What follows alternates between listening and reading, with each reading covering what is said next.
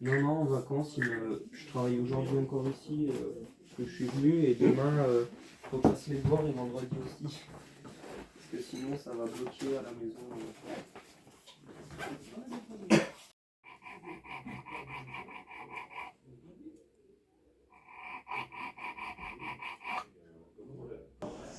Si je voulais être bijoutier, non, pas du tout. Là, c'est l'occasion qui s'est présentée comme ça et que je suis devenu bijoutier, c'est tout.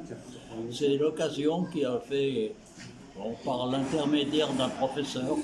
Bah, comment j'ai su que je voulais être bijoutier? C'est depuis tout petit, en fait, j'aime tout ce qui brille, ça coûte un peu cher, et je suis manuel, donc ça a tout de suite été la bijouterie. J'ai fait des stages, et puis bah, ça m'a plu.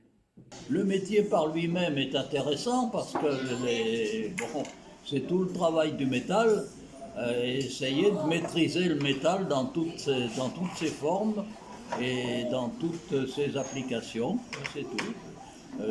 Bon, bon, comment dire, le travail du métal, c'est tout l'art du bijoutier. Je n'ai pas de fierté particulière, non. C'est simplement le savoir travailler. Qu'est-ce que je préfère dans ce métier? Faire les réparations, travailler artisanalement. Et ma plus grande fierté, c'est de voir le client content quand il nous emmène un bijou qui est tout cassé et qu'on le remet en état. On voit qu'ils ont le sourire quand on le rend.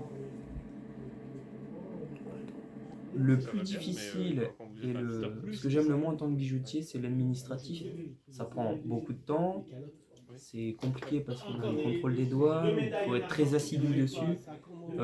Beaucoup de temps parce qu'on a 3 livres de police. Le livre de police de rachat d'or, celui des réparations et celui des fabrications. Donc il faut rentrer beaucoup de coordonnées clients pour si on a un contrôle.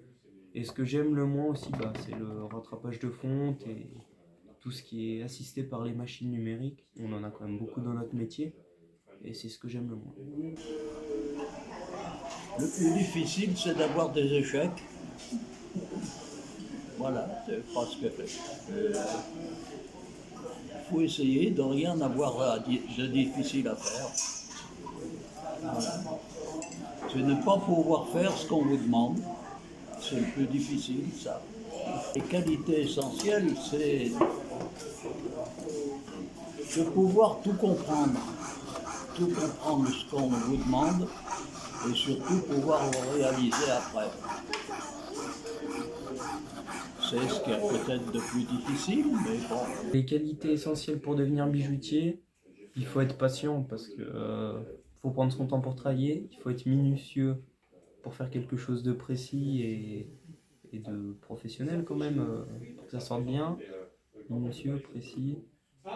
Puis bah faut travailler quand même assez rapidement parce qu'il faut rentabiliser le temps et le temps c'est de l'argent et il faut payer à la fin de mois, donc il faut pas perdre d'argent, il faut gagner de l'argent. N'importe quel métier manuel, c'est pas forcément être bijoutier. J'ai travaillé aussi beaucoup d'autres métaux, par exemple. J'ai travaillé aussi bon, j'ai construit ma maison, donc c'est pas du tout en rapport avec la bijouterie, mais j'ai quand même fait le maçon, j'ai fait le plombier, j'ai fait un peu tous les métiers. Mais ça, on peut pas dire que c'était en loisir, mais c'était en dehors du métier de bijoutier. Et ben quel métier j'aurais fait si je serais pas venu bijoutier? Bah sincèrement, je sais pas du tout. Peut-être partir dans la maroquinerie ou dans le travail du bois, mais toujours un métier manuel. Parce que c'est intéressant le manuel et c'est ce qui me plaît. Rester toute la journée devant un ordinateur, c'est pas intéressant. Il a beaucoup évolué. Les techniques sont actuellement très différentes de tout ce que j'ai appris moi.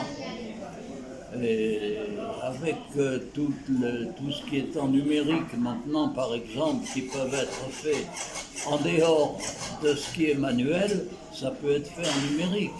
Donc c'est complètement différent maintenant. La technique du métal est différente aussi. Maintenant, on fait plutôt des articles, par exemple en cire, et on les reproduit en or avec la fonte, ce que l'on appelle la fonte à cire perdue.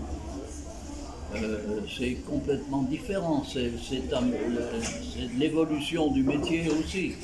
Le métier, comment je le vois évoluer dans le futur, sincèrement, il y a deux pistes qu'on peut le voir évoluer. Soit on retourne plus vers l'artisanat parce qu'il y a beaucoup de gens maintenant, ils veulent que ça soit fait main et que ça soit produit en France. C'est la voie que je préférais, que ça parte, que l'artisanat, le fait main, ça repart. Et sinon, comment je le vois sincèrement dans le futur, c'est tout est fait par CAO, donc conception assistée par ordinateur, des fontes. Enfin, c'est plus fait à la main, c'est tout de la série, c'est tout pré-mâché. Il y a juste à faire briller et le donner aux clients. C'est tout fait par machine. Quelle est la chose que j'aimerais transmettre? Mon savoir-faire, l'artisanat, pour que ça reste, pour pas qu'on a besoin d'informatique et que c'est tout fait par des machines, le savoir-faire manuel, apprendre mes connaissances en termes de réparation, être à la cheville, pas être devant un ordinateur, c'est ce que j'aimerais transmettre. Une chose que je voudrais transmettre, c'est la réalisation de tout ce que l'on fait, c'est de le faire correctement et de le faire bien.